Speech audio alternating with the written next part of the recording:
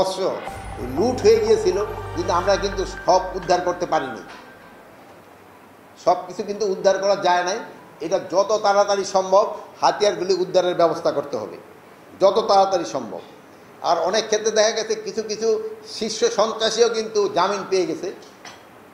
যেহেতু তারা জামিন পেয়ে গেছে বা তারা কারা থেকে মুক্তি হয়ে গেছে, কিন্তু তাকে দিকে আপনাকে একটু খেয়াল রাখতে হবে।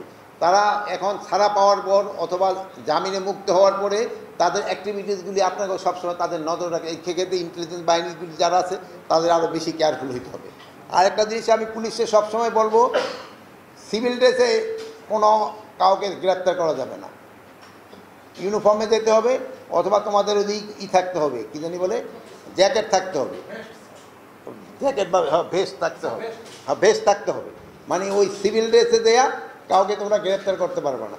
আর একটা হলো বড় সমস্যা হয়ে গেছে, মানে আমাকে সবাই হইলো থালার ওসির পোস্টিং, মানে এত রিকোয়েস্ট আসে থাকে ওসি পোস্টিং, ভাবে যে ওসি বুঝি তারে পার করে দিব, জনগণ তারে পার করবো কিনা এটা চিন্তা নাই, সবাই ভাবে যে ওসি বুঝি তারে পার করে দিবে।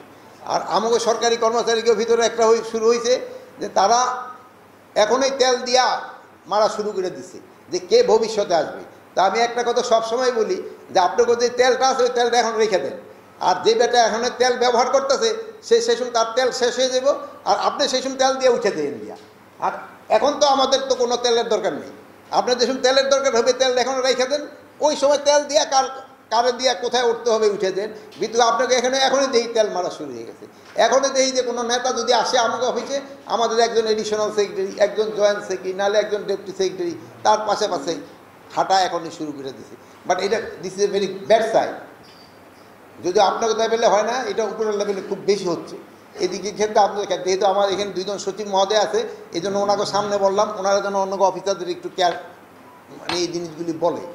এগুলিতে আমরা অনেক সময় একটা অস্বস্তিকর পরিস্থিতি বলি যে সব সমস্যার সমাধান তো এক একটা মন্ত্রণালয় এখন অনেক ওয়াটার রিসোর্সের যদি কোনো সমস্যা থাকে এটা তো আমার পক্ষে সমাধান করা সম্ভব নয়, দেখা যায় ওইটা নিয়েও আইসা আমাদের এখানে এসে হাজির হয়। এই জন্য যে তেল, যদিও তেল সবারই দরকার, তেল ছাড়া অবশ্য কারোই চলে না, বাট ওই পরিমাণ মতো দিয়ে, আর আপনারা এত বেশি দিয়ে ফেলছেন, নিজেরটা শেষই গিয়ে ফেলতেছে।